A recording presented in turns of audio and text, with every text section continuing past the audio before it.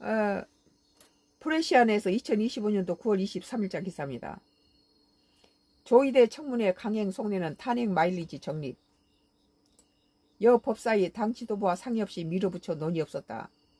국회 법제사법위원회 추미애 위원장 등 더불어민주당 소속 의원들이 조이대 대법원장을 불러 청문회를 하겠다는 계획을 밀어붙인 것과 관련 민주당 지도부는 사전에 상의된 일이 아니다는 입장을 밝히겠다. 상권 분립에 있어서 이것은 입법이 독재를 쓰는 거죠, 이게. 문금주 민주당 원내대변인은 23일 원내대책회의 후 기자들과 만난 자리에서 사전 대화는 없었고 법사위 차원에서 의결된 것으로 원내 지도부는 추후 통보를 받았다고 했다. 지금 민주당이 하는 짓거리 보면요, 이재명 정부에 대해서 대통령 흔들고 오히려 코너에 몰고 있어요. 민주당이 이따위 짓 하면 오히려 이재명 대통령 탄핵당합니다. 문 원내대변인은 청문회 진행에 있어서 상임위 차원에서 하는 것이라며 지도부가 해라 하지 말아라 할 내용이 아니다.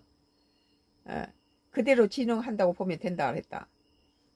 지금 2년을 했으면은 관행대로 법사위원장은 국민의힘당에 줘야 되는데 왜 민주당이 차고 앉아서 이 짓 합니까? 민주당 지금 내가 보기에는 추미애하고 정청래가 민주당 말아먹고 있어요. 그리고 이 이재명 정부에 대해서 이재명을 위한답시고 하는데 오히려 상당히 이재명을 깎아먹고 있는 그런 짓을 하고 있습니다. 민주당 소속 법사위원들도 이날 강기훈 의원의 기운 입장을 보였다. 이성윤 의원은 SBS 라디오 인터뷰에서 조 대법원장이 청문회 불출석한다면 어떻게 할 것이냐는 질문을 받고 마일리지를 쌓아간다. 탄핵 마일리지라고 대답했다. 뭐 아나무인격이에요. 국민을 두려워하지 않아요, 지금 민주당이. 이 의원은 대법원장은 신이 아니고 왕도 아니다.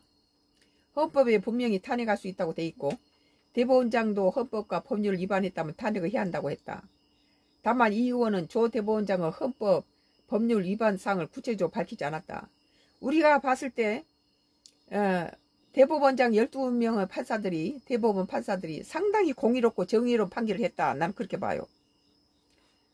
이 의원은 특히 만약 조 대법원장이 출석한다면 무엇을 가장 먼저 묻겠다는 질문에 5월 1일 이재명 당시 민주당 대표 사건이라고 눈길을 끌었다. 자기들한테 협조를 안 해주면 전부 이게 무슨 부정이고 뭐 잘못됐고 뭐 탄핵한다고 이렇게 나오잖아 지금. 이거 이 개판이지 뭐예요 이게. 조 대법원장이 윤석열 전 대통령 등이 저지른 내란 혐의 공모자라고. 어떻게 대통령이 내란을 일으킵니까? 내란은 세력을 가진 권력이 없는 사람이 권력을 쟁탈하게 하기 위해서 벌이게 내란이지.